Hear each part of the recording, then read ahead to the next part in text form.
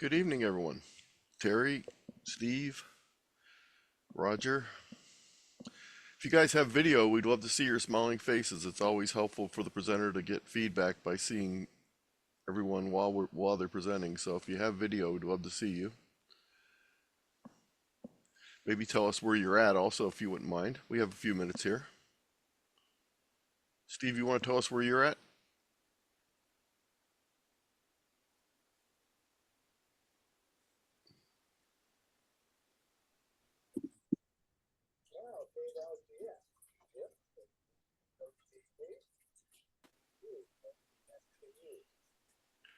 I think you're still muted there, Steve. KE8 UVP. Hi, what's your name and where are you at? Hi, this is Brenda. I'm in Maslin. So good. I've seen you present at the Maslin Amateur Radio Club at least once, maybe twice. The best donuts at any meeting I've ever attended, by the way. Oh my gosh, yeah, they're unbelievable. Yeah. And we've moved over to a big church now, so it's even Yes, roomy. I saw you got a new place. That's great. New kitchen and all. And I had the hardest time finding that spot down there. I didn't have any problem finding the pizza shop next door, but fortunately they told me where you all were hiding in the old place. My first time going to the old club, I had a really hard time finding it. So videos on. So I just I'm really interested in doing some contesting this year, and I saw your offering of this class. I thought I'd better sit in and listen, learn. Be happy to help you out. Steve, how about you? Where are you at there? I'm in Canfield, Ohio. My interest, I got my Tech in General last summer, and mostly interested in dealing with emergency response, but I've enlisted my 3 nephews and even walked my great nephew through getting his tech license at 9 years old last month. So I figured I've got to learn a little bit about contesting so that he has something to occupy himself. Well, that's great. He'll enjoy it immensely. I actually lived the first number of years of my life in New Middletown, so I know exactly where you're at there in Canfield. Yep. N8RQT. Good evening. Hi, my name's Charlie, and this is my wife, Nancy. Hi. N8LW. And where are you located there? Cincinnati, Ohio. Very good. Westchester area, and so we've gotten the email postscript, and all of our clubs have forwarded this presentation that you're doing tonight. So read some of the documents online.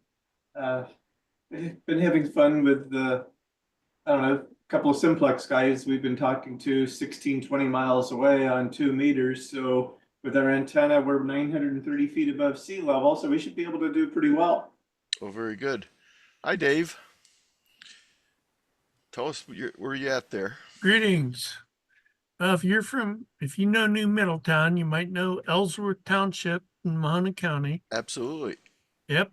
I drove through there a couple months ago. I was driving back from New Waterford, Ohio, with a U-Haul of stuff from my grandparents' old home, and I did not want to get on the freeway, so I went through Ellsworth. I went out through all the scenic parts of Mahoning County with my son following me in the car. I said this was his tour of scenic Mahoning County. Yep. KE8ZZR. Good evening.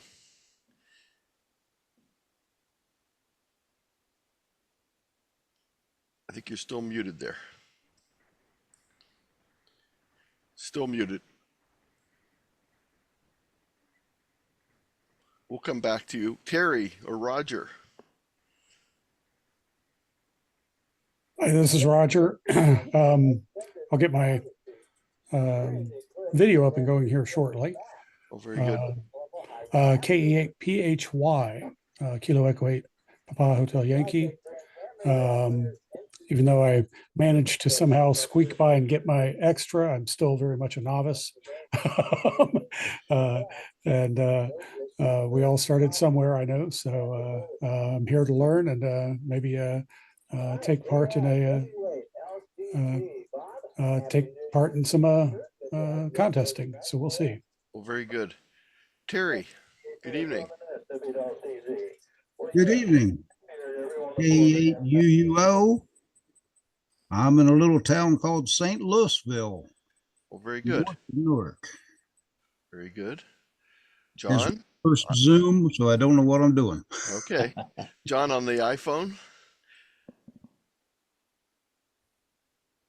Or John that's whoever's using John's iPhone? Or Steve? Or KE8ZZR? Whoever can get their audio working there, be happy to hear from you. Okay, can you hear me now? Yes, I This is can. good. Yeah, this is KZZR. Good evening. Yeah, I just thought I'd tune into this and listen. I am a general and just trying to pick up some knowledge. Oh, very good. You can't go wrong with a Z in your call, so that's a good sign. Right, you're already halfway there. Right. Hi, Steve, K8SAS.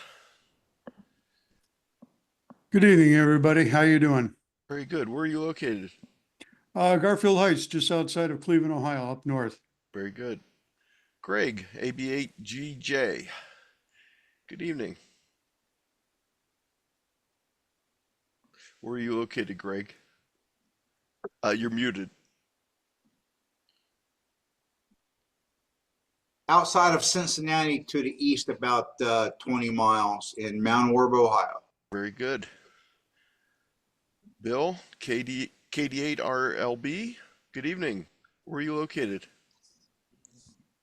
Yeah, I'm located just outside of Springfield, Ohio. Very good. Dave, Kilo 8, Uniform Whiskey Victor.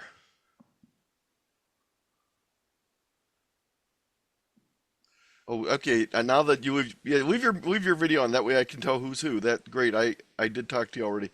WN KDN. Good evening. This is Kirk. I'm in Medina, Ohio. Very good, Kurt. Go ahead and leave your video on. That's great. Justin, Richard, John, whoever would like to chime in. John from Upper Sandusky, Ohio. Very good.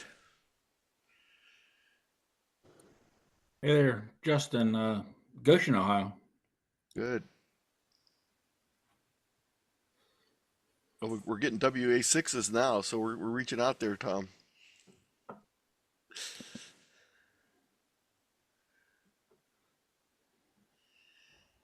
Again, if you're new to Zoom, you can click on the three dots on right on your picture, and you can change your name on the display if you'd like, so we know who you are. And if you can leave your cameras on during the presentation, I'd appreciate the visual feedback. It's always helpful when I'm presenting to be able to see faces and not just names.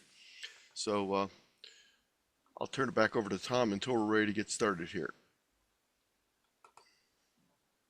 Stand by 1 second.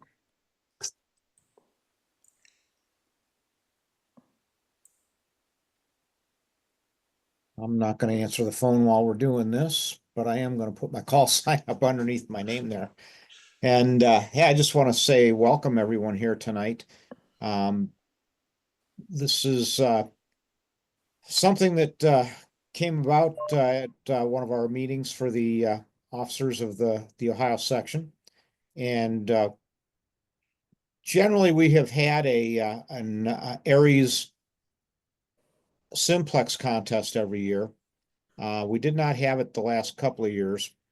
And so we decided to do it again this year, and Anthony graciously offered to do a presentation on contesting. And I see that, there's a lot of newer call signs out there and probably some people that haven't done a whole lot of contesting. And just like everything else in amateur radio, it's a process, not an event. You don't come to something like this and now you're the expert.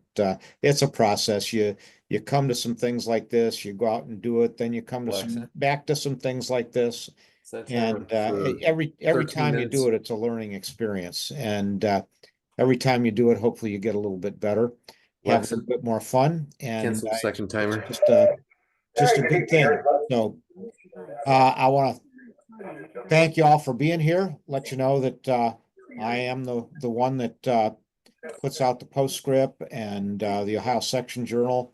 And if you have anything that you'd ever like to send me to put in there, we appreciate having any local content that you want to send along. So I'm easy to get a hold of. And with that, I'm going to turn it over to Anthony so that we can get this going. But I appreciate you all being here tonight and hope to hear you on the air on the weekend of the 18th. I'll probably be doing some 6-meter sideband and some 2-meter FM. And it's a great time to, I heard someone mention MCOM earlier. It's a great time to really figure out what you can do with your 2-meter FM rig and where you can make QSOs to, and how the terrain and your antenna might affect you. So try some different things as we go on, and it's just a lot of fun, and that's what ham radio is all about. I know some people have a more narrow view of it, but to me, it's all about having fun, whether you're serving other people, talking to people around the world, or just being in a meeting where you're getting to know other people in the community. So I'll say 7-3 for now, but I'll be here with you for the evening. And Anthony, I'll turn it over to you. Well, thank you very much, Tom, and thanks to the Ohio section for sponsoring this. A couple things before we get started. Again, if you have video, I'd love to see your smiling face during the presentation. The feedback is very helpful to presenters, so don't mute your video if you can. But I would like you to mute your audio, everyone, and unless you have a question or things like that, then you can open it back up. But again, if you have video capability, please turn your camera on and let me see your smiling face. I understand some people won't, so I understand that. Also in the chat, I will be monitoring the chat hopefully here during the presentation, so if something comes up and you want to put in the chat, you're welcome to do that. Also in the chat, you should see the presentation, the link to tonight's presentation. So with that, I'm going to go ahead and get started. Again, if you can turn your cameras on, I'd really appreciate it if you could leave them on during the presentation and keep your mic muted. Good evening, everyone. My name is Anthony Luscre, Kilo 8 Zulu Tango, and tonight's topic is the ARRL January VHF Contest and the Ohio VHF Simplex Contest, and prepping for both of these two activities which occur on January 18th. As I mentioned earlier, the link to the slideshow is at tiny.cc/OVHFSC, stands for Ohio VHF Simplex Contest. You can either jot that down or you can shoot the QR code with your phone. I'll have this at the end also. This will give you access to all the links throughout the presentation. Anytime you see this italicized font, that means there's a link you can click on, and when you do that, it'll take you out to other resources. So you'll need those to be able to go through all the resources. Tonight's topic are going to include contesting, specifically VHF contesting, including the January VHF contest, the Ohio VHF Simplex Contest, a general introduction to contesting, some VHF Simplex operating tips, getting on the air with VHF Simplex, and other Ohio-centered contests, which I'll cover at the end. So the number one goal today for this event is to get you on the air, whether it's January 18th for the Ohio Simplex Contest or the ARRL VHF Contest, or any other time you might get on the air and operate direct simplex not via repeaters. Nothing wrong with repeaters, but I want to talk about tonight contacting people directly. So getting on the air with your tech license or with any license in the VHF UHF contest is a good opportunity. There are actually 3 ARRL VHF UHF contests throughout the year. There's one in January, one in June, and one in September. They're very similar, although the conditions are often quite different for each of the contests, so they do have a different flavor to them. The nice thing about all these contests is you have 100% capability with any license, whether it's technician or higher. You have complete privileges to operate on all these bands. So if you're a technician, you might not have full privileges to operate on HF, but on this contest you will. This year there's an additional opportunity overlaid with the ARRL VHF contest, and that's the Ohio VHF Simplex Contest. It runs concurrently, but only for the first 4 hours. So the Ohio Simplex Contest will be the first 4 hours of the ARRL contest. You're welcome to work both of them at the same time and continue on and work the ARRL contest through its end. It actually starts on January 18th at 2 p.m. local time, and it continues until 6 p.m. on Sunday. So actually it's the 18th and 19th for the VHF contest.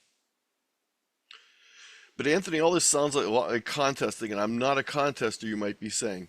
Well, you have three options. You can embrace the competition of the contest and jump in and have fun. Or you can ignore the competition aspect completely, pretend it's not a contest, and just enjoy the fact that there's increased opportunities to make contacts on these bands. Quite often, there's not a lot of people operating simplex on the VHF and UHF bands, so just think of this as a chance to work many, many people. You don't have to keep a log if you don't want to. You don't have to send your log in if you don't want to, but we'd love to have you do that if you can. Or just try it out and decide later what you think about contesting. I have a whole presentation on introduction to VHF, UHF contesting with a slideshow and a video recording that I'll have for later that you can go through. Again, whenever you see this font or this symbol, that means there's a link you can click on for more information. This is a 1-hour recording just on VHF and UHF contesting in general that I did last year. There's also a class available from the ARRL on contesting. If you're an ARRL member, you have access to the ARRL Learning Network, and I actually authored the class. It's 5 modules you work through on Introduction to Contesting. It's about 3 or 4 years old now, but it still is very relevant. There's also some books and other resources available online, videos, etc. And I have some links here that you can go through later. I just want to highlight the one here for right now, and that's from Dave Kassler, KE0OG. Must I submit a contest log if I make contacts in a contest? And the answer is no, you don't have to. The other person will not get dinged if you don't send a log in. So don't worry, if there's a contest going on, you want to work 1 or 2 contacts, go ahead and work them. Don't worry about sending a log in. Now, if you want to send a log in, you might end up getting a certificate and some other things, but you don't have to send the log in. It won't hurt the other people in the contest. So I just want to make that clear up front. VHF UHF contesting is very similar to HF contesting. The keys to this are quick exchanges, typically a signal report and then some sort of exchange, and we'll talk about the exchange for this particular contest. There's points that are given per contact, and there's something called multipliers. Multipliers, it can be things like states or counties, etc., but in most VHF UHF contests, the multipliers are typically grid squares. And if you're not familiar with grid squares, I'll be explaining those in more detail on a later slide. But there's a link here where you can find your grid square if you do not know where it's at. There's a variety of modes available. Single sideband, CW, digital modes are all available during this contest. Some of the differences between VHF UHF contesting and HF contesting involve something called QSYing. The Q symbol QSY as a question means should I change to a different frequency, or as a statement, please change to a different frequency. What we're talking about in VHF and UHF contesting is quite often someone might make a contact on 6 meters, for example, and then at the end of their exchange, they might ask the other person, what other bands do you have? And once they know what other bands they have, they might arrange to work at a different frequency. So if I work someone on 6 meters, and I know they have 2 meters, I might say let's QSY to 144.120 and work there, or let's go up to 442.1 and work there. So this whole idea of depending on which band you have, you can QSY and make contacts. It's perfectly legal to ask people to make contacts on other bands. Typically they start on the lower bands and work their way up. There's a couple reasons for that. One is typically the lower bands will have bigger coverage, so you're more likely to find people there. Second, the antennas, if they're gain antennas and their beams, the bandwidth when they're pointing out is much wider on these lower frequencies and gets much tighter as you go up in frequency, but there's nothing that says you have to do it in this order. Another thing that's common for VHF UHF contesting that's not common in HF contesting is called roving. That's moving from one grid square to another during the contest, and that means that you can be a multiplier again for a station that you've already worked if you move to a new grid square. Also, the openings are often much shorter and much more variable. You get a lot more fading and stations cutting in and out than you do on HF. It's also a much more friendly contest, as usually you're talking to people not as far away, not around the world, but maybe a couple counties over, maybe across the state. Now, VHF, UHF contests cover these bands typically. VHF starts at 6 meters, 50 megahertz. 2 meters at 144 megahertz and up. some people might have 222 megahertz, the 1.25 meter band, but a lot of people don't. You don't have to have all these. You can have any one of these or more than one and work. UHF typically is described as starting at 70 centimeters. That's 420 to 450 megahertz. 920 megahertz or 33 centimeters, and 23 centimeters is 1.2 gigahertz. There's a bunch of microwave bands above this, but for our purposes, we're just going to limit ourselves to these 6 bands. And in most cases, people are going to be operating 1, 2, or 3, typically 6 meters, 2 meters, and or 440. Now, I mentioned grids earlier. There's something called the Maidenhead Grid Square System, and it gives a grid square to every part of the globe. It starts in the far southwest corner and it works its way northeast, with AA being the first grid square, and then as it goes up north, they keep changing letters, and each row, which you can tell by the lines of latitude, has the same suffix to it. So we have CM grid, DM grid, EM grid, and FM grid. When we look at longitude, they have the same prefix. So DL, DM, DN, EL, EM, and EN. So EN, EM, and FN are going to be the most likely grids you're going to work during this contest because they cover Ohio and part of western Pennsylvania and part of West Virginia, etc. These are the areas you're most likely going to work, especially on 2 and 440, although 6 meters may open up and go all the way across the country. There's a number of places you can find grid information. When you click on this link, it'll take you out to an article that I wrote for, I'm sorry, clicked on the wrong one. Let me try that again. I'll fix that. The link is also right here. This is an article I wrote for the local newsletter a number of years ago. It talks about the Maidenhead Grid Square system in general. There's actually multiple characters available. We're going to be mainly concerned with 4 characters or 6 characters. The 4 characters get you basically down to like the county level in size, and the next 2 bring you down to something similar to about a quarter of a township size in Ohio. So you can go through and you can use any of these different ways to find your grid square. There's the QRZ website, there's a SOTA map site, there's the DX cluster site. Any of these let you put in an address and find your grid square. I happen to be in Echo November 91 HE, and that's my grid square. Located in the northeast corner of Stowe, Ohio, just south of Hudson, and just west of the Portage County line in Summit County. I'll let you go through and find your own grid square later, and I'll fix the link here. But let's take a look at Ohio in general. With the 4-character grid squares in Ohio, there are 10 grid squares that are covered in Ohio. One grid square, EN80, and another one, EN89. The entire grid square is in the state of Ohio. The rest of them, only portions of the grid square in Ohio. EN91 extends a little bit over into Pennsylvania and up actually into Canada. Same thing with EN71, covers part of Indiana and Michigan. And you notice 2 of the grid squares are extremely small areas of Ohio. EM78 in the southwest covers just a little portion. The rest of it is outside of the state. And EM98 is the smallest section of grid square in Ohio, just covering this one little area on the Ohio River. And you can get a copy of this. You can blow this up as big as you want. This is a very high definition map, so you can blow it up and zoom in quite a bit on it. Now, before we go on any further, I want to stop and see if there's any questions about grid squares or anything I've talked about so far. So if you have a question, either raise your hand or put it in chat, and I'll be happy to try and answer it before we move on to the next section.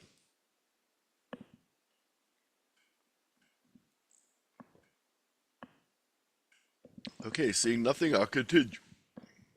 If you think of questions later, I'll cover everything later at the end also. There's a number of modes you can operate during this contest. Yes, go ahead. I thought I put it in the chat, but I was wrong. Okay. I saw EM9H. Should that be EM89? Yeah, 89, yes. Okay. Yes, here it is right here. I was trying to look for. Yeah, Okay. EM98 is in Ohio, yes.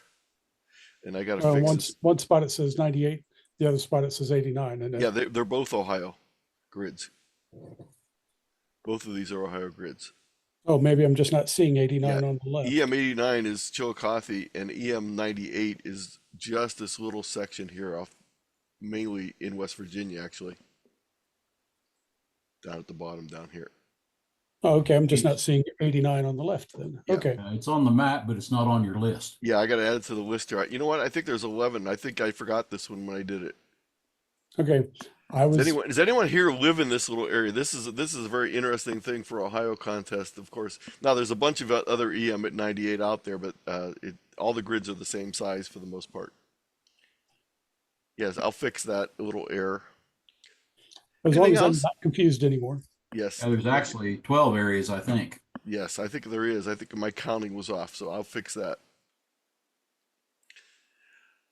So let's talk a little bit about modes. You can choose to operate a number of different modes in this contest, and some of that's going to depend on what equipment you have and what skills you have.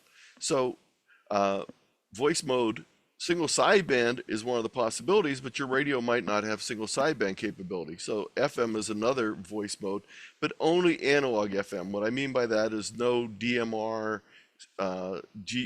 D-Star, Fusion, etc., just analog FM.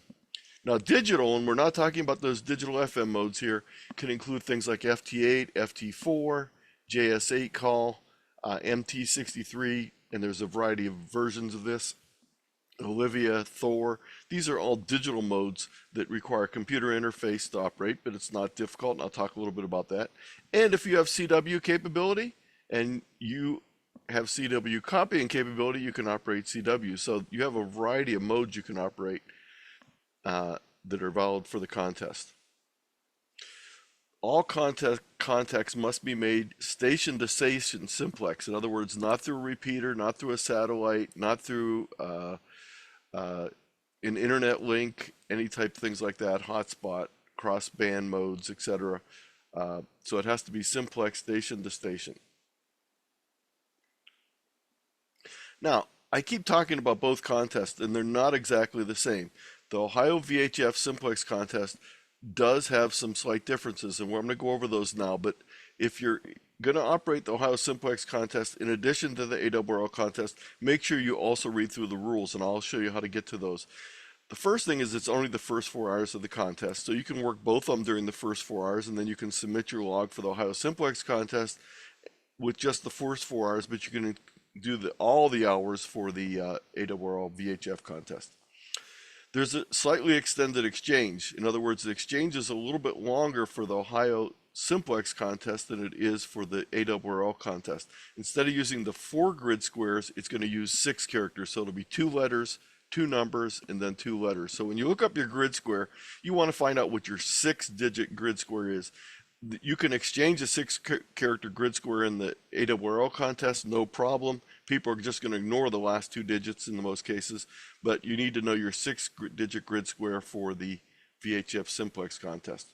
You also need to know your county, or if you're in an EOC, Emergency Operating Center, or an ARRL operation, those are the other things that would be included in the exchange. So the exchange might be a little bit longer. The other difference is the Ohio Simplex Contest allows multiple contacts with the same station on the same band as long as they're using different modes. In the ARRL contest, you can only work each station once per band, no matter what mode you're working them in. Now, if they change grid squares, you can work them again in both contests, but I'm saying if they're in the same grid square and it's the same station on the same band, the ARRL contest only allows you to work them once per one mode per band. There's also some different station categories when you're entering. It doesn't have anything to do with the operation of the contest, it's just the way the results are going to be tallied. The other differences are bonuses.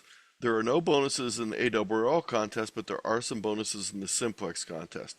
If you work an ARRL official or an EO emergency station, you get bonus points. If you're operating portable, you get bonus points. If you're simultaneously sending APRS data, you get bonus points.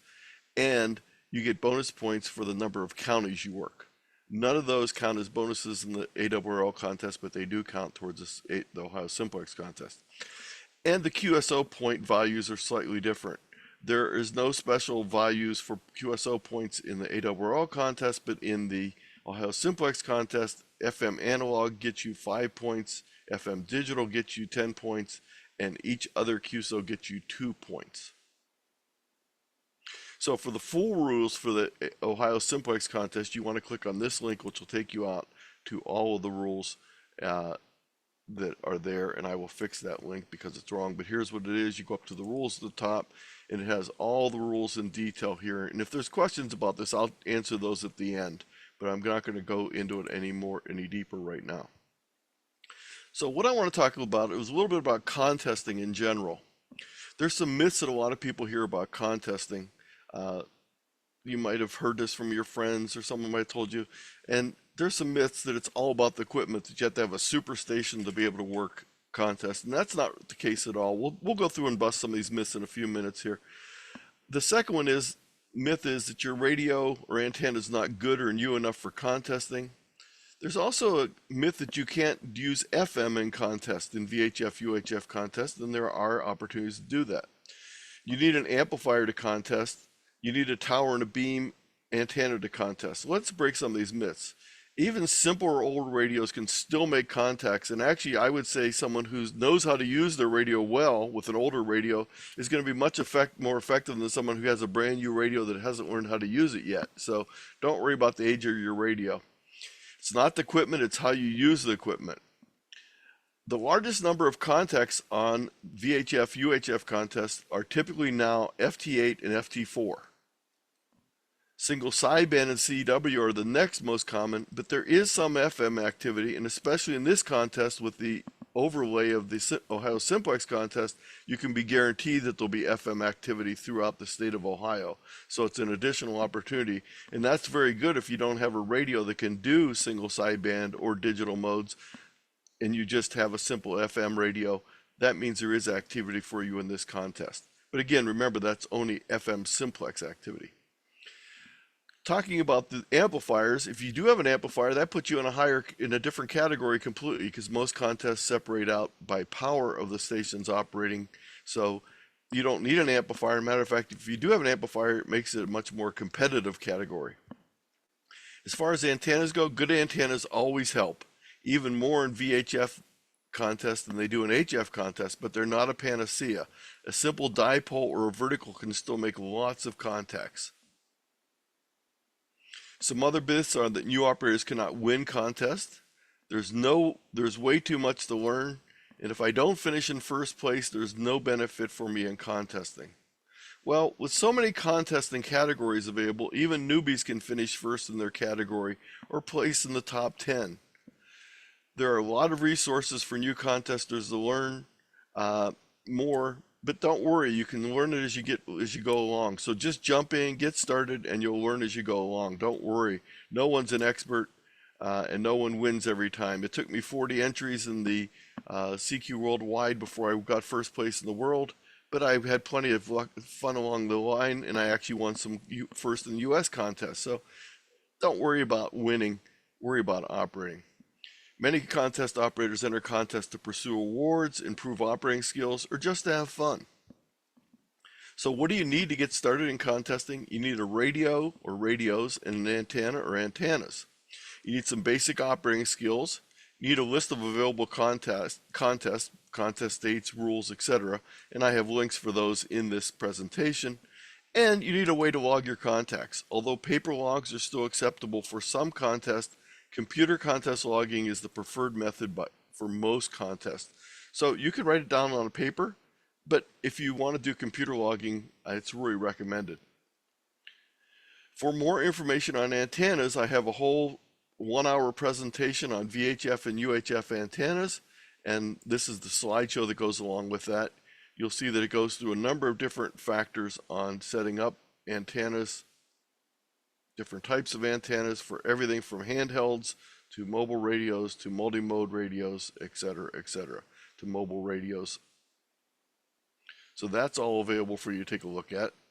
I did that along with Marty Wohl N6VI, and you can watch the video of it. Also, you might say, well, I don't even have a beginner station. I just have an HT. Well, if you do have a mobile radio, whether it's in the car or at home, it will greatly improve your ability to operate on VHF and UHF, not just during the contest, but for public service events, for checking into the local net, for other type of activities. It really helps to have something other than an HT. This particular article, a beginner's home station, was in response to a number of people who I've had in my classes over the years saying, you know, I have an HT, but I want to get a better station. What can I do? So this goes through and talks about some scenarios of setting up some stations, and it gives you actually 5 different scenarios with different radios and different antennas and power supplies, and talks about the cost involved, and gives you lots of information on some sample stations that you can use. These are all using mobile radios and a base antenna. Now, I keep talking about radios. There's really we're going to talk about 3 different categories of radios that you can use for this contest. The first one is FM only radios. This might be an HT or it might be a mobile radio. It only supports FM. Analog FM is what we're talking about here. It doesn't have single sideband, doesn't have CW, can't do digital modes, etc. That's one type of radio. The second one is a VHF, UHF only multiband radio that's also multi-mode. In other words, it can operate FM, but it also can operate single sideband. It can also do digital. It can also operate CW. That is a multi-mode VHF radio. There's also some HF radios that have a VHF multi-mode capability with them. So some of you might be familiar with something like the old Yaesu 857 or 897. It had both HF and VHF and UHF. Or you might be familiar with the newer ICOM 705, a 5-watt QRP radio, but it has both HF, VHF, and VHF and UHF is multi-mode, not just FM on those. So here's a little chart that I put together. If you have an FM only radio, that's great. It's the most widely available, inexpensive type of radio you can get for this. There's a wide variety, including both HTs and mobile FM radios. Again, the only mode you'll be able to work is FM. Your number of QSOs will be limited, though, because most of the people that are not working the Ohio Simplex Contest will be working modes other than FM, but there will be some FM activity. If you have a multi-mode radio that does VHF and UHF, then you can have single sideband, CW, FM, digital, FT8, FT4. All these modes will be available for you to use, and that means that you have a better chance of working someone in the contest. An example of a multi-mode VHF, UHF only radio is the ICOM IC 9700. It has 2 meters and up. It has 2 meters, 440, and 1.2 gigahertz. So you get a wide variety of bands and you get multi-mode capability. There's a number of discontinued or used radios available, not just this new radio, and I have a link here to VHF, UHF mobiles. It's from my spreadsheet on buying radios. These are all radios that have multi-mode capability on 1 or more VHF or UHF bands, everything from the old ICOM I2OTs, which you may have seen. Definitely not the radio I would go out and pick as the first choice right now, but it does have single sideband capability, and I have used a radio like this to make contacts. Some much more recent things like the ICOM 746 has 2 meter single sideband capability on it. The 9100 has single sideband capability on 2 meters, 440, and 1.2 gigahertz if you have the module installed in it. So these are some other radios that are out there. There's some Yaesu, some Kenwoods that are available in the used market if you are thinking about adding a radio. I mentioned earlier something HF plus VHF, UHF. A lot of you might have something like the the Yaesu FT 991 or 991A that has HF, but it also has VHF and UHF, and it has multi-mode capability for those. ICOM 7100, ICOM 705, which is a QRP radio but has all those features. And there's some other radios out there that have been discontinued, like the Yaesu 857, 897, etc. All these will get you a number of possible contacts in any VHF, UHF contest. This is the chart I showed a little earlier. Here's one of the other charts that has the ones that have VHF, UHF, and HF on them. Now, one band, 6 meters, is probably going to be on most HF radios you buy. If you bought a radio that's made within the last 25 years, it probably has 6 meters on it also, an HF radio. And that 6 meters will also have multi-mode capability, single sideband, CW, digital, and FM operation, all from that radio. So you might just operate 6 meters. Maybe you don't have any other VHF, UHF equipment. That's fine. Just get out that HF radio that has 6 meters on, get 6 meters wound up, and that's great for the contest. Now, if you want to operate digital, some of the older radios don't have a digital sound card interface, but it's easy to add one. I have a whole presentation on FT8 and FT4 digital operations. And the nice thing about 6 meters during this contest, not only can you work local stations, but 6 meters may open up and you may actually work stations all across the country. And this is the time to get that activity, is during these VHF, UHF contests. Now, I keep talking about radios, and that means money, but there's ways you can get on the air without spending extra money. So, free or almost free includes any existing equipment you already have. Home brewing an antenna. I have a number of antennas I'll talk about later that you can put together very inexpensively. I'm talking about under $10.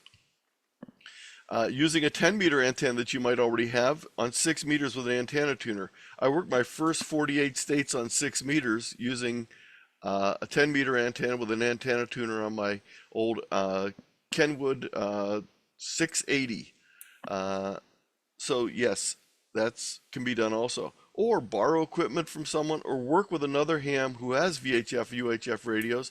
Check with your local radio club, with your friends. Maybe you might even want to work a multi-operation with more than one operator. Maybe do something with your club. So there's ways to get on the air without spending extra cash. Now, the 2-meter FM analog radio, maybe your HT, you can get on there with that. You can get on with 6 meters. So these are ways you can get on with the equipment you already have. Now, if you want to spend a little extra money, you can make things a lot smoother. If you have that HT and you want to upgrade to something, upgrade to an FM mobile. You can get one for under $150, a decent model that'll get you, instead of 5 watts, get you 35 or 50 watts on 2 meters FM. Install a vertical base antenna, such as one of these common or diamond antennas. I'll talk about these in a few minutes. If you can put a small beam up, or even if you can put a portable beam up, can make it much better. Now, if you want to spend a lot of money, you can go out and buy a multi-mode VHF, UHF capable radio and antennas. But there's a lot of antennas that you can do on your own. So DIY antennas can include things such as J-poles. This is a flower pot antenna, and you might be wondering what a flower pot antenna is. I'll show you how to build one of those in a second, but basically it's a piece of coax and a piece of wire and a small coil, and it's hidden inside of this flower pot. A Moxon is a small gain antenna, a ground plane antenna, beams and quads. There's a bunch of possibilities. So here's a J-pole made out of twin lead, 300 ohm twin lead, and just a little bit of soldering and cutting gets you suitable for rolling up in your pocket and then hanging from a nice high height, and it'll be much better than the rubber duck that you're using on your HT now, so you can hook this up to your HT. I have a couple articles here on antennas. If you're going to be using an HT, at least add a tiger tail to it. A tiger tail is a simple ground plane of wire that you make up that fits on the base of your antenna, and that link looks like it's bad. Let me fix that. I'll have to fix that link. But this is what a tiger tail looks. It's 17 to 19 inches of wire. Just ground it on your radio somewhere. It'll improve its signal capability. But something like this J-pole even more. So here's some articles and some videos. I'll let you watch these on your own because time won't allow it tonight. But I have a couple hours of work for you over the next couple days to find out about these different types of antennas. A ground plane antenna can be very simple. You can put one together with one SO239 connector and a little bit of copper wire, and you can easily make a simple ground plane antenna. Quarter wave antenna from KB9 VBR. Michael has an article here on YouTube on how to do that. 7 dB gain antenna. This uses some very simple home materials. This is an article from QST, and you can put something like that together. This is one of the antennas that I built when I was a novice. It's called the Long John 2 meter beam. It's a piece of 2x2 lumber, a bunch of aluminum clothesline wire that you straighten out and push through, and a piece of copper pipe. And it's not very difficult to make. I had this suspended from the ceiling in our second story of our apartment. And the first station I worked on 2 meter simplex was in Fort Wayne, Indiana, from within inside the apartment. I had this mounted on a fishing swivel from the ceiling with 2 drinking straws on either end, so it would stay in a horizontal position, and it would also stop it from rotating around the room. We had our first child, our son. This was in his bedroom above his crib, so he was the only kid without a mobile with clowns or something on it. He had a 2 meter beam across the ceiling. And this is something that was 8 foot long, but very simple and easy to make and very inexpensive. And this article is from one of the most famous hams out there, Bill Orr, who did a ton of construction articles and wrote a ton of books. So that's available. Here's a bunch of antennas for 6 meters. Here's that flower pot I talked about earlier. Here's how to build one. It's basically a long piece of wire that comes down, and then there's a coil of coax. You can do it on a piece of PVC. Here's another example of it here. Oops, let's fix that. I just closed that by mistake. There we go.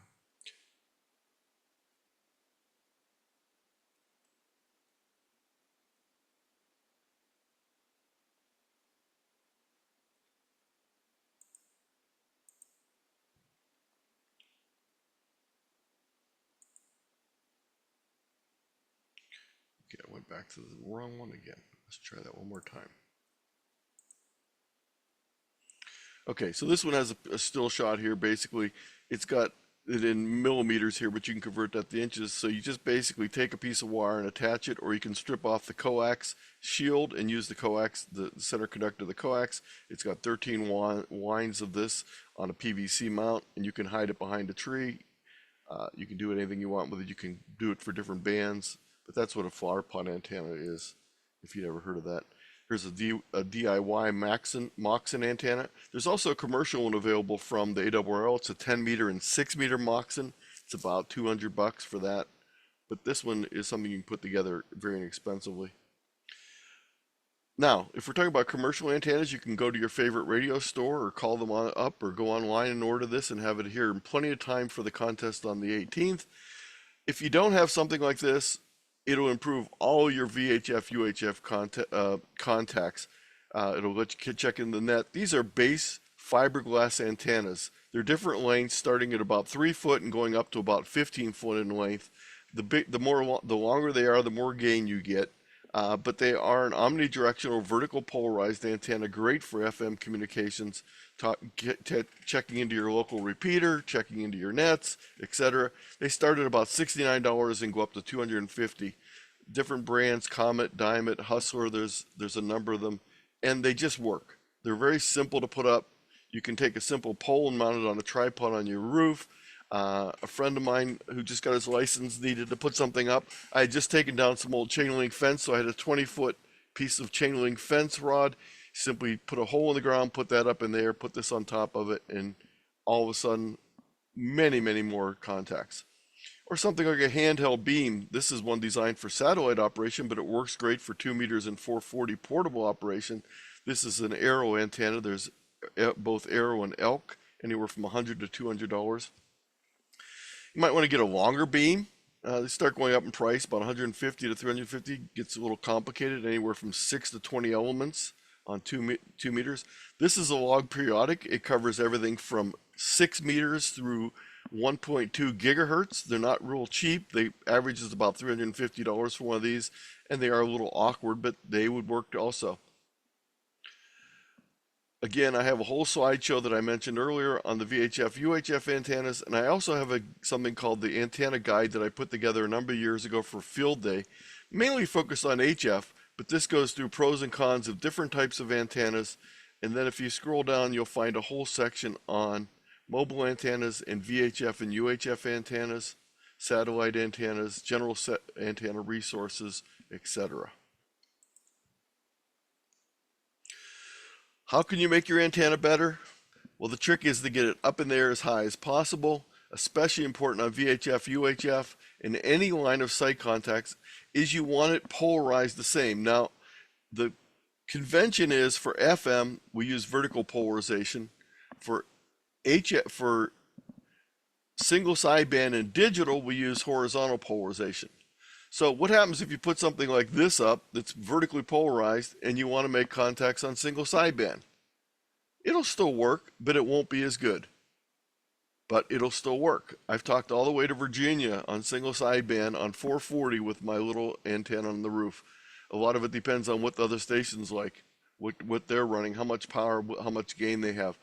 Don't say no, just try it and it'll work. But if you can get the same type of polarization, you'll be much better off. So again, if you are going to do mainly single sideband digital, think about a horizontally polarized antenna. If you're going to do FM, a vertically polarized antenna is great. But again, get them as high in the air and clear as possible. Match the polarity with other stations if you can. This is a slideshow and a video on setting up a VHF, UHF contest, the basics of what you need, power supplies, coax, etc., etc. And then this is a 4-hour course on Beginner's Guide to VHF and UHF. Marty and I, N6VI, put this together. We presented it over 4 different weeks. It's 1 hour. Each one is a 1 hour plus of time, and there's also a slideshow. This link will actually take you out to the Beginner's Guide to VHF and UHF. It gives you all 4 videos and the slideshow, but if you scroll down on this, you'll also see a whole section on Beginner's Guide to HF. So there's also a 4-hour series on Beginner's Guide to HF that you can go to. So both VHF and UHF are in this link.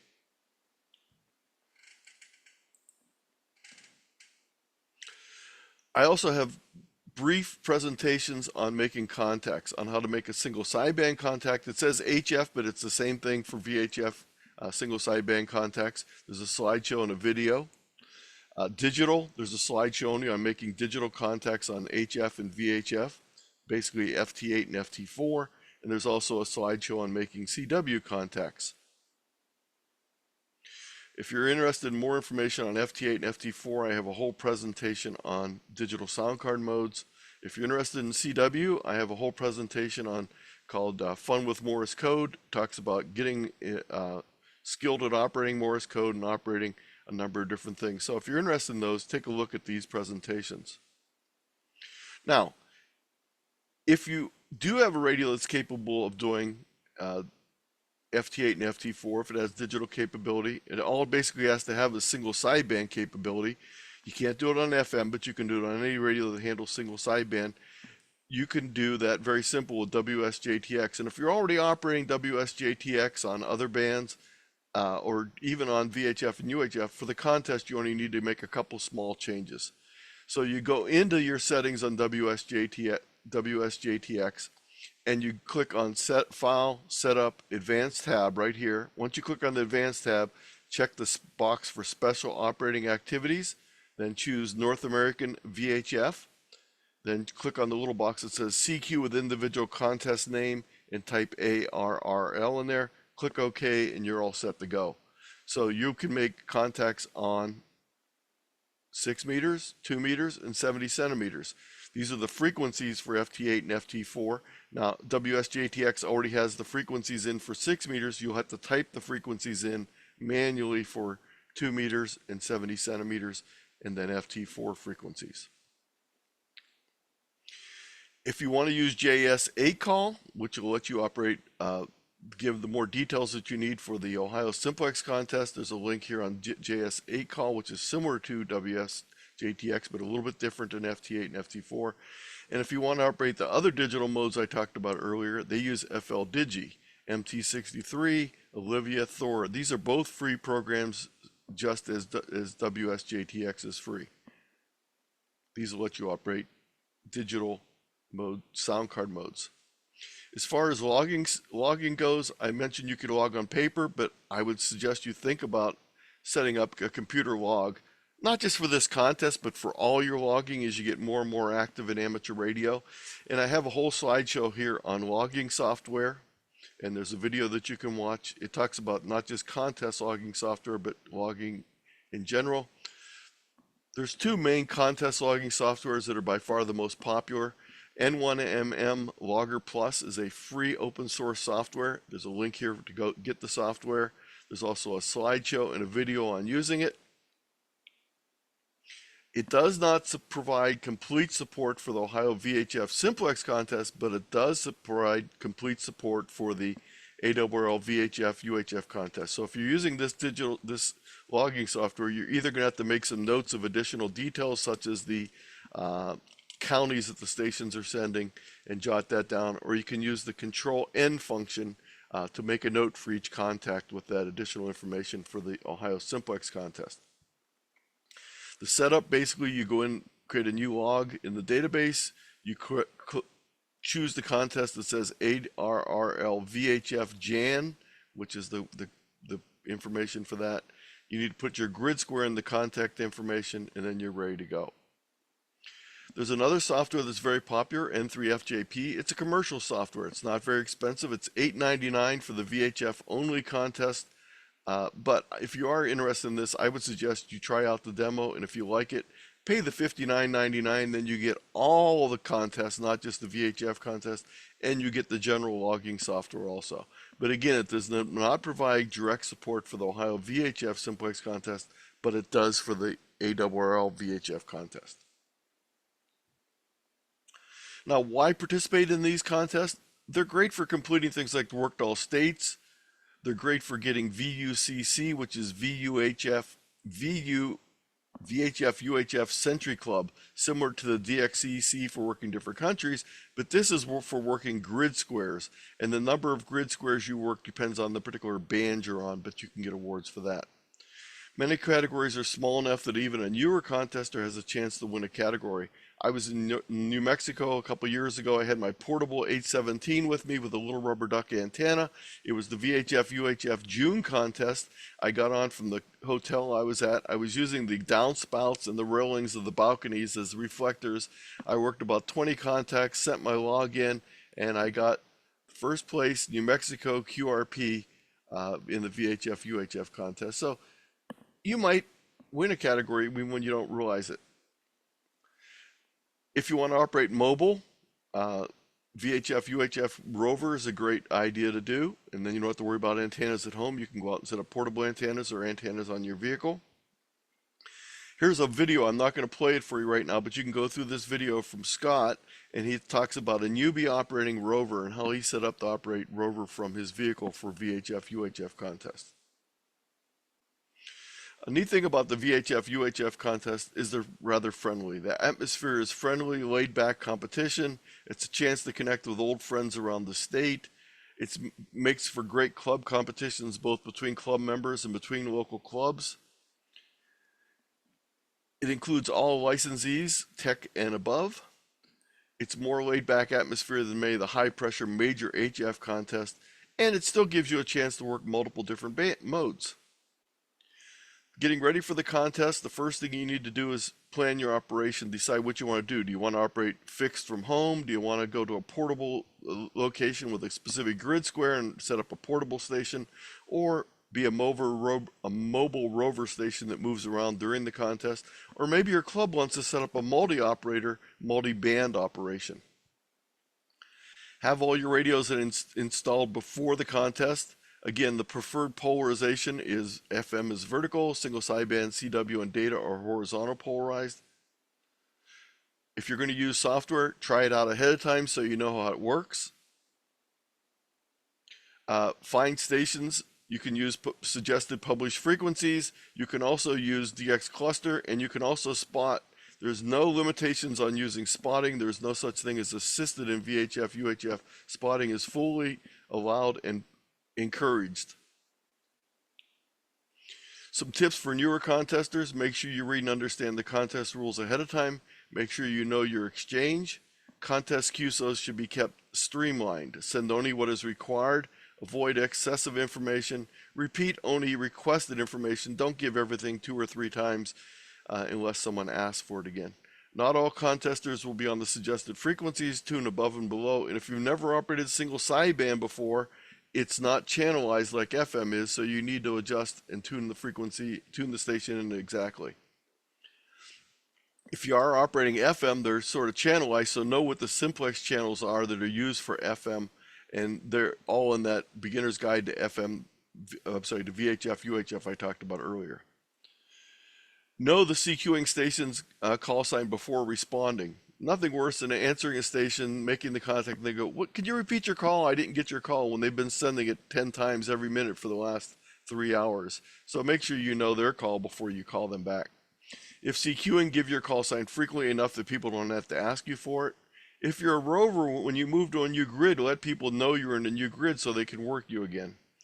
Keep track of stations you've already worked, even if you're using paper logs, so you only call them once. Don't call the same station again, because they can't work you again unless they move to a new grid, or in the case of the Ohio Simplex Contest, they're on a new mode. After the contest, submit your log to the sponsors. Here's the link to submit to the ARRL. Here's the form to submit for the Ohio Simplex Contest. Submit to both. Now, before we take questions, I have a couple other quick things. That's the end of the VHF UHF contest, but there's a couple other Ohio activities that you might be interested in. There's something called state QSO parties. There's 48 of them during the year. The Ohio party is August 26th, so if you're interested in doing that, you have plenty of time to get ready for that. There's something called Parks on the Air, or POTA.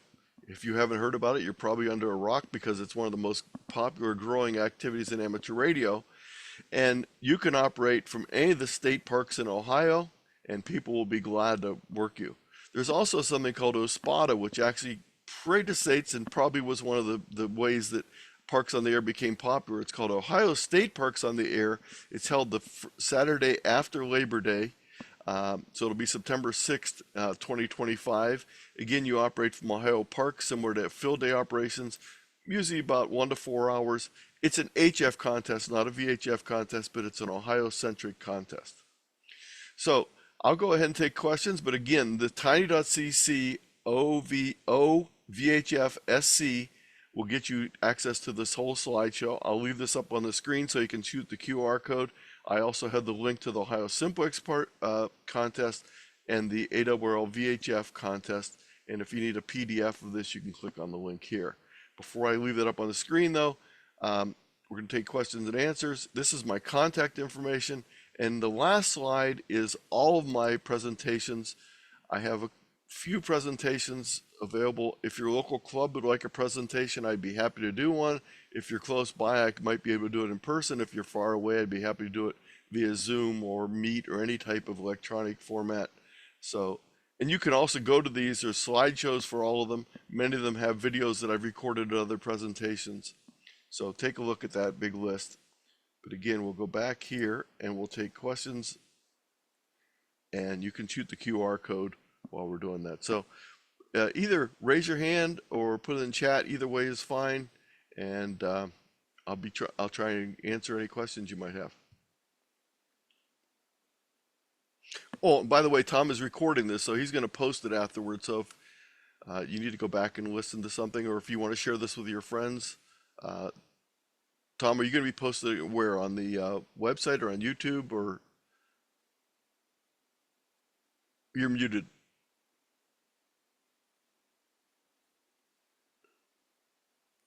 You're still muted, Tom. There I go. It'll be posted on the Ohio Section website. Okay. So questions?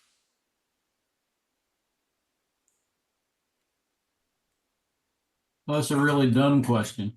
No, there are no dumb questions. You mentioned know your exchange information before you Yes. start. What are you referring to there? So it'll be your grid square for this particular contest.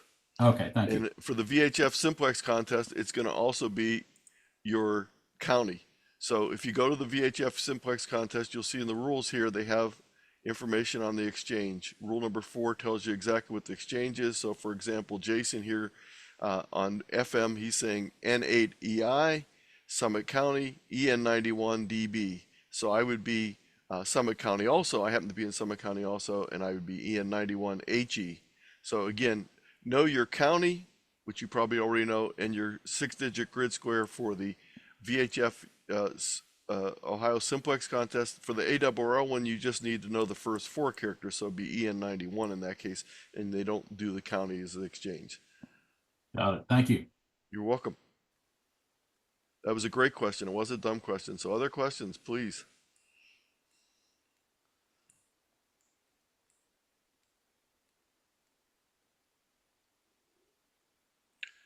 Tony, this is Bob. Yes. And I'm a real newbie. How do you get a grid square? How do you get a grid square? Well, in the presentation, when you go back to the presentation, what you're going to go to today, you're going to go to the section that says finding your grid square.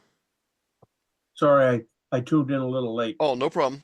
There's a section in here that says finding your grid square. Let's just go there real quick and we'll actually go through how to do that.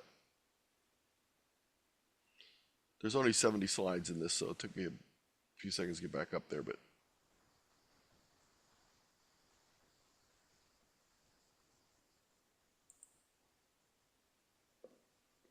and I clicked on the wrong one. So when you go out to this site,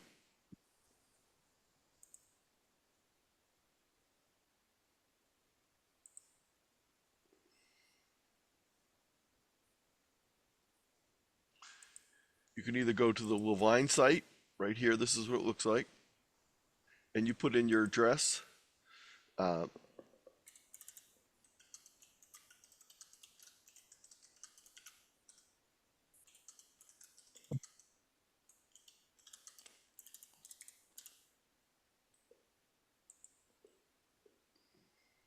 And you submit it, and then it'll show you the map. See, it shows me the grid here is EN91HE.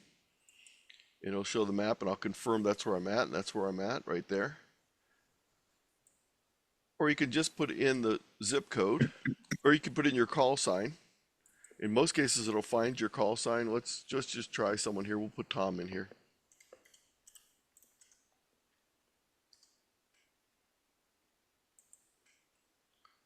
And he's in, that's not, wait, helps if I put That's type not your me. call right. Whiskey Bravo. I put a D in there instead of a B. I thought I put a, there we go. That's not it. I still have a D. Why is a D still there? It won't go away. That's better. Tom is in the same grid as I am, and I'm in this corner of the grid. He's in this corner of the grid. So he's in EN91 also. We'll grab someone else randomly there. Let's see. Who am I going to grab? We'll grab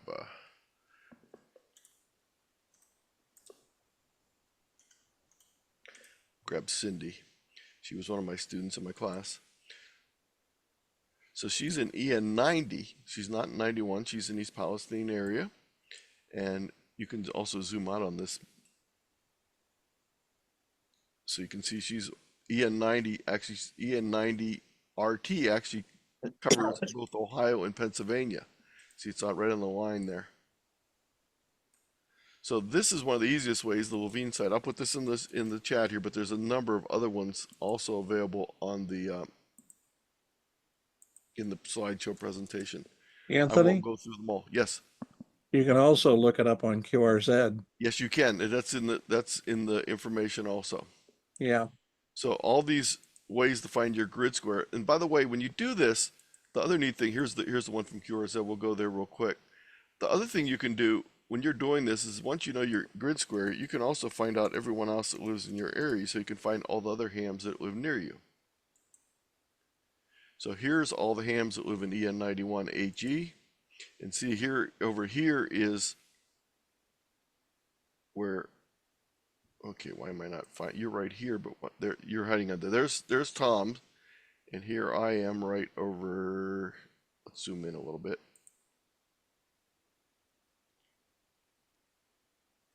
The problem is when you get more than one person on the same, there I am. So there's a number of ways you can do it, but any of these ways, and here's the SOTA map, you can use that. You can use any of these ways to find it. The DX cluster geocoding will get you there also. And if you're just worried about the 2 digits, not the 6 digits, even a map will let you look it up on that and find it by looking at a map. So there's a bunch of different tools that I have available in this link. Tony, that that's so simple, I apologize for asking the question. No, But no, that's very important. Oh, and by the I've way, already figured out mine. okay, very good. I want y'all to do something else too. Go into QRZ and look at your own page. Just search for yourself. Okay? And when you find yourself, go into the details and check to make sure the grid square matches what you found. Because sometimes the grid squares on QRZ are not right, especially if they use the post office box. It might be your local post office and not your actual address. The 4 digits will be right, but the 6 digits may be wrong. So occasionally, just check, and you can change that by signing up for your page on QRZ. And I don't want to get too far off the end of the track here, but I have a whole presentation on finding hams in your area, and I talk about this whole thing. And that, again, is in my list of things. Other questions? Those are we had 2 great questions so far. Come on, more questions. Hey, Tony, this is Harry over here. Yes. With the Simplex Day, somebody was telling me that if you're doing a multiple station, or if you have like three operators in one area, to get credit, you needed to have an EOC visit your site. You know anything about that? I don't know that that's one of the rules. You're gonna have to. I would look through the rules in detail here to find that out. Okay. Because I am not familiar with that. Okay. Well, they were saying, I guess, like for bonus points or something, the EOC had to come visit you or identify The bonus points are right here. Okay. All right, I can look it up. I appreciate it.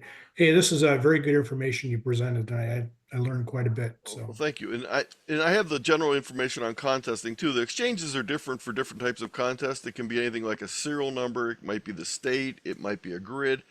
A lot of them use names. And by the way, in contests that use names, you don't have to use your real name as long as you use the same name through the whole contest. So Anthony's too long, especially when I'm doing CW, and I don't really answer to Tony because it just doesn't ring a bell. So I actually use my initials, which happen to be AL. So when I'm sending my name for those contests to require name as the exchange, I use AL as my exchange.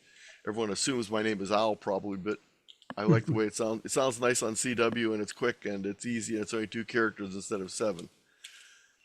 very good. Well, thank you very much. Anthony, I think what he was referencing, if you Yes. are at an EOC station, you get another 50 points. Okay. Okay. Actually, you get 250. Gotcha there. I see it there. Okay. Yeah, there is a 250 bonus for being an EOC. Thanks, Scott. All right. Thanks again, Anthony. Have a You're good welcome. night.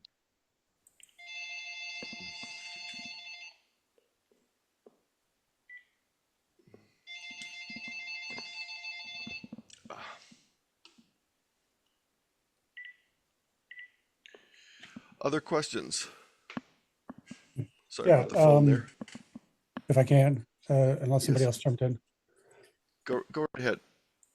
So explain the Aries aspect with the bonus points. I'm not quite sure I'm understanding that. I'm really not that.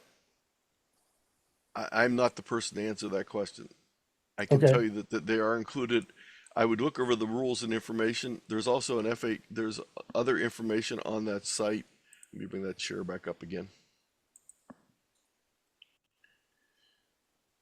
Take a look at all the information on the Ohio Simplex page, because there are some things on here that are slightly different. And I didn't really want to. I didn't want to spend all the time really going over that particular contest because I want to encourage you to get it on the air. But I do want to point out one thing. They do have the suggested frequencies here. So if you are working FM, you're really going to want to follow these FM or digital. You're going to want to follow these specific frequencies. There's also a set of suggested frequencies for the VHF UHF contest, but they're talking about single sideband and CW in most cases. And one of the things I would strongly suggest with these is, let's say you have a mobile radio that does 6 meter, 2 meter, and 70 centimeter FM, like I have the TYT 9800 or the Yaesu 9800, make sure you put all these in your memories. Set up a memory bank and put each one of these so you can just click, click, click through the memories. You don't have to retune to them. Because what happens is you'll find out that when you go on, some of these frequencies are going to be very busy, and you might never get your call in edgewise. So make sure you have all of these simplex frequencies, and there's actually some additional 6 meter FM simplex frequencies that are available. Have those programmed in so you can simply switch between them real quick. And then the nice thing is if you have all three bands set up, you can say, when you make a contact on 5254, you can say, can you QSY to 146.460? And then can you QSY to 446.050 or whatever you want them to do. And I do, in that VHF beginner's guide, have all the simplex channels in there. Let me just, I don't have that access to that right now. Let me grab that real quick. There are a number of different FM frequencies. Let me bring that presentation up. I'm not sure what slideshow that's in, so I'm not going to bring it up right now. But there are, in that beginner's guide to VHF, UHF, the list of all the simplex frequencies for the different 6 meter band FM. Other questions?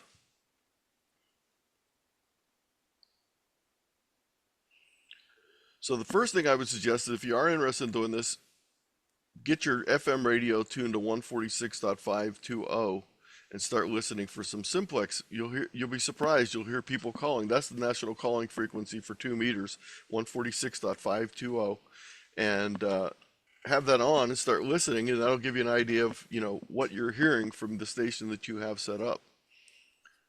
Or get some friends and get on from a little bit of distance and try it out. Because if you've never worked simplex before, it's a little bit awkward the first couple times, especially if you have a rotator that you need to rotate an antenna, or if you're not really used to working simplex, it's a lot different to working repeaters. One other question. As far as logging software, I use a Mac. Any suggestions? Yeah, on my website, if you go to k8zt.com,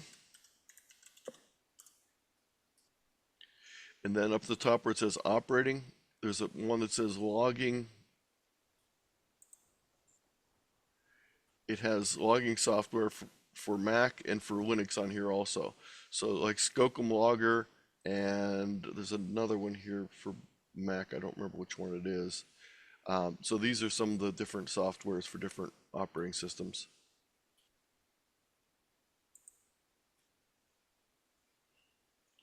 That didn't work. In my presentation on logging, I also have some other Mac ones too, so you might need to look around.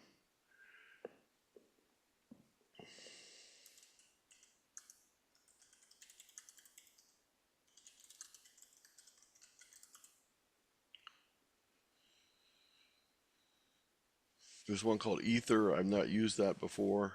Oh, this is the one I was looking for. It's called Rumlog.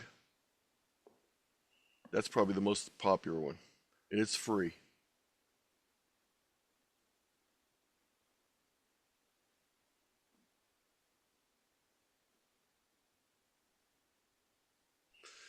If you're going to operate digital, any of the digital modes, you're going to need to have some sort of sound card interface. If you're doing it on 6 meters and your radio has a built-in sound card interface, it's pretty easy. But if you need to add something, take a look at my presentation on VHF and UHF. Now, the nice thing is that even if you're not going to worry too much about contesting, that'll prepare you to be able to do things like WinLink and other activities that are really good for emergency preparations to be able to have that capability. FL Digi. So once you get your radio set up and interfaced with your sound card and your computer, then you can operate those modes very easily. And I have a whole bunch of information on that in my presentation on digital operations. So the contesting sometimes is just the thing that's going to get you ready to do a bunch of other things. It's going to get you ready to operate in emergency type of communication because you're going to be used to handling multiple call signs. You're going to be used to operating without a repeater. These are all things that will really grow your emergency preparedness.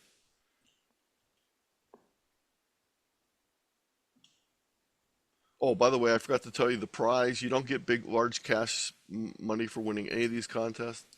Pretty much it's either a certificate or in some cases, if you're really lucky, a trophy. So if you're getting into amateur radio contesting for the money, find another field. Anthony, I assume the frequencies allowed for FM analog are probably defined in the rules, or is it just whatever you can do?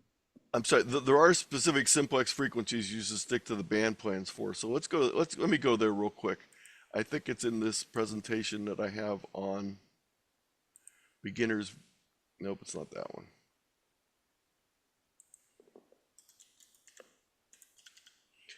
Let me grab the full slideshow here 1 second.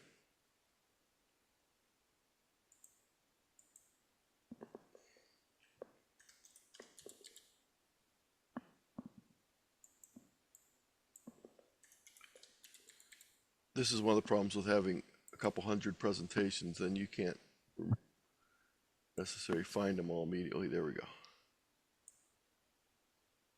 So this is the slideshow for the beginner's guide to VHF and UHF. And as I said, there's 4 hours of video that goes with this. So for example, these are the 2-meter simplex frequencies. And we're in the yellow zone, so the yellow ones are the ones you should be using. So if you're using 2-meter FM simplex, you don't want to just randomly pick a frequency because, well, first of all, you might be on a repeater input or output. Second of all, if you really go on the wrong part of the band, you might be on top of a satellite input, or you may be in the CW portion of the band. So the bands do have limitations as to what you can do. So for example, here's a sample plan for 6 meters, and you can see that there's only specific areas where there's FM simplex frequencies. Okay. And these are the simplex calling channels for each of the four most popular bands. 2-meter. Yeah, I'm more familiar with the band plans for HF than I am for. Yeah, that's what I'm saying. So that's why I have all these gathered here. Here's the 6-meter frequencies. Yeah. Here's the FM simplex frequencies for 6 meters. This is all in the presentation, and I'll put the link in the chat for this slideshow. But there's a video that, as I said, that goes with all this. But this is the slideshow for the beginner's guide to VHF, UHF. Where'd the chat go? There we go.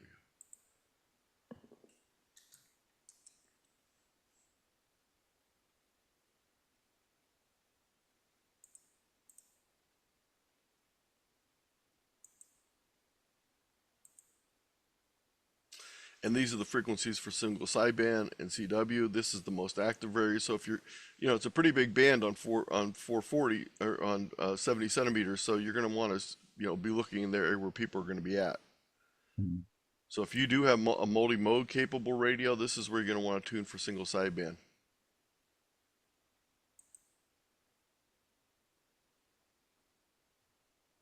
Thank you. You're welcome. Other questions? Comments, suggestions?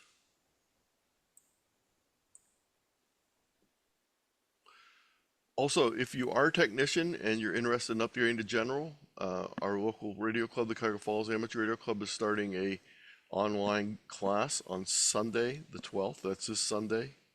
I'll put the link to get the information on that in the chat.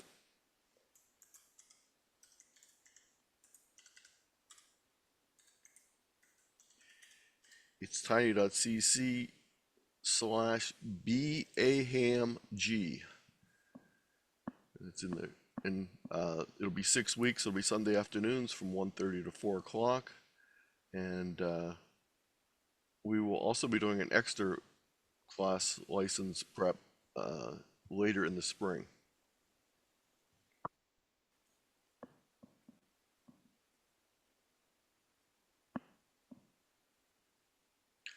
Also, feel free to contact me via my email address. Let me bring it up here real quick again.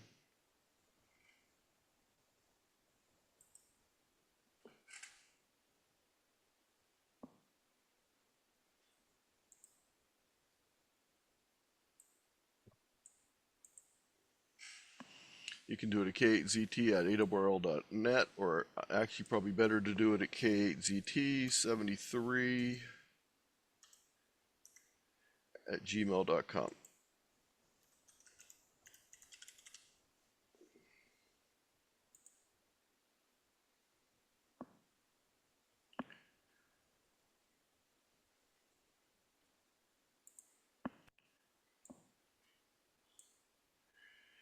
Other questions or comments?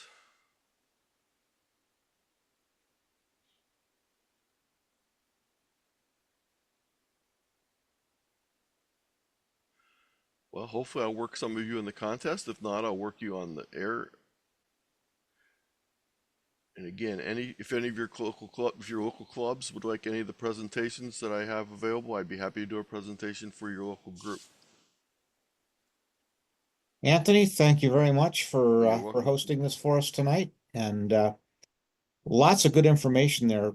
You know, in the business world, I hate Zoom meetings because they tend to take about 8 minutes of useful information and pack it into an hour-long presentation.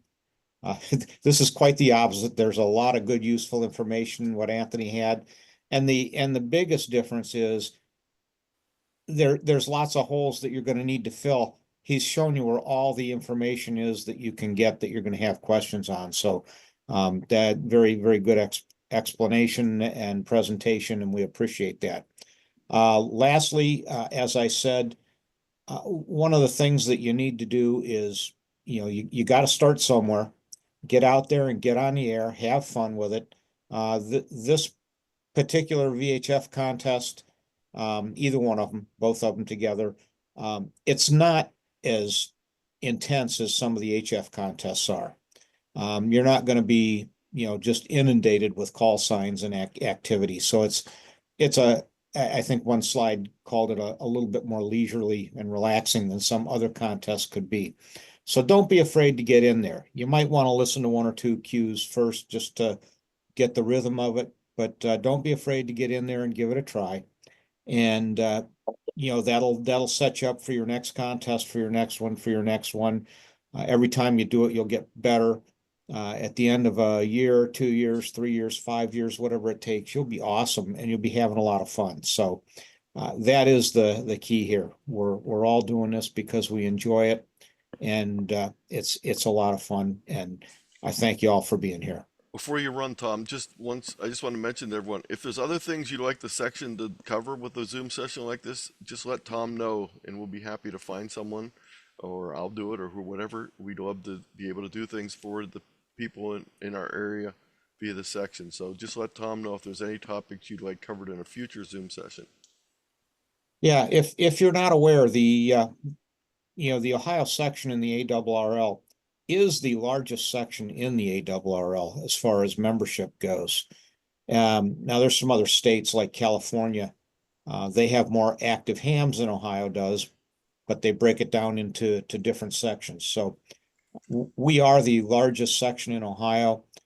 We got a lot of great activities going on in Ohio. As an example, we've got the Hamvention coming up in May. And if you're a new ham and you're wondering whether you really want to be involved in this hobby or not, make it to Hamvention. It's right in our backyard. It's in Dayton, or actually the Xenia area. And you just won't find a better program than what goes on at Hamvention. It's a 3-day event. So you don't have to be there for the full 3 days. There's a lot of guys, I've done it myself. We'll drive down for a Saturday and turn around and drive back home again. And that's okay. Just be there, be a part of it, and you'll meet people from all over the world. You'll see everything that there is to see, and it's a great time. The other thing, go ahead. If the contesting thing grabs your attention, there's also the Contest University, which is the Thursday before Dayton, held right adjacent to the Hamvention. So that's another great opportunity here in Ohio, and that's Contest University. You can go to the website just do a search for Contest University. They have all the previous sessions there, and you can see information. It's mostly geared towards HF contesting, but there is some VHF contesting also that they talk about. Sorry, Tom. No, that's fine. Also, I put Hamvention has a little bit of everything. So if you're interested in QRP operating, satellite operating, it's all going to be there. No matter what your interests, where your interests lie, you're going to find something there. We also have some great DX organizations, the Southwest DX Association down in Cincinnati, great organization. They do a lot of good things. They have a program at Hamvention. They do some other things on the air and at in support of DXpeditions. You just there's all kinds of really neat people in the Ohio section that are doing all kinds of different things. We have a great advantage in our hobby because we live in an area that's so concentrated with lots of good things going on. So I thank you all for being here tonight. If you have anything else, send me an email. WB8LCD@ARRL.org. Be happy to correspond with you on anything you need or would like. And yeah, ham radio is the greatest hobby in the world. I'm glad you're here with us. And I'll just say 7-3 and turn it back to Anthony if you've got anything else. And you're muted. Anthony, you're muted. Thank you. So I included in the chat the link to the Ohio section. Also, if you want to save the chat, you can go up to the top of the chat window, click on the 3 dots, and you can save the chat for all have the links in it there also. 73 to everyone. Hope to work you in the VHF UHF contest. Also, think about any other contests. Please feel free to contact me if you have any questions. All right. Have a great evening, everybody. 2 weeks coming up. I'll look forward to working you in the contest. As I said, everybody's got a different goal in the contest. I'm primarily looking into fill in some grid squares on 6 meters and to make as many FM 2-meter contacts as possible because I know there's a lot of people looking for cues on 2 FM to help them get started. So 7-3 and enjoy the rest of the evening.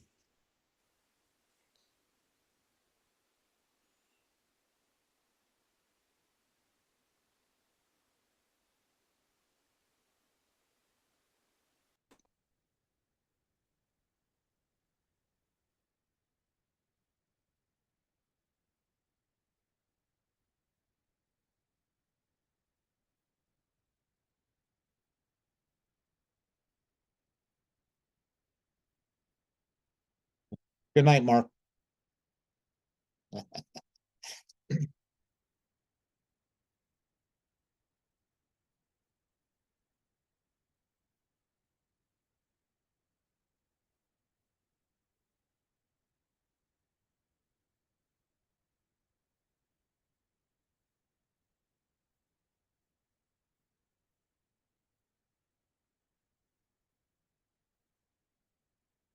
Yeah, well, man. Oh, shucks, I missed that.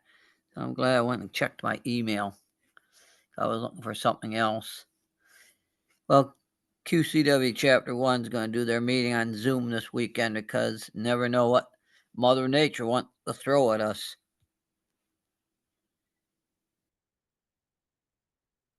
All right, well, you found us, so we're glad for that. And hopefully see you next week at the PCARS meeting. Oh, yeah. I looking at that, the meeting. Norris has their luncheon tomorrow over at Golden Corral, I think it's going to be. They normally go there the first Tuesday. The Norris group does. Yeah, there's a lot of places, a lot of things happening in ham radio. All right. Well, Anthony, I'm going to go ahead and shut this down. And then, like I say, and then it'll probably take me 48 hours. I'll have it over to the Ohio website and we'll be all set. I will also. You're going to put this whole, so you're going to have the whole video Zoom taping over on the Ohio section? Okay. Yes, it's been recorded and we'll have it there for you. Tom, I'll also link to it on the Facebook links that I put up for the presentation. I'll put the slideshow link up there then. Okay. I mean the video link. Okay. Have a good evening, everybody. Yep. All the stuff is so great that you can slideshows, you can get video. It's like you can be there and you're not there. Pretty much. All right, Anthony, Tom, I'll let you you'll go. need to make me the host again so Yes, that I can close it out.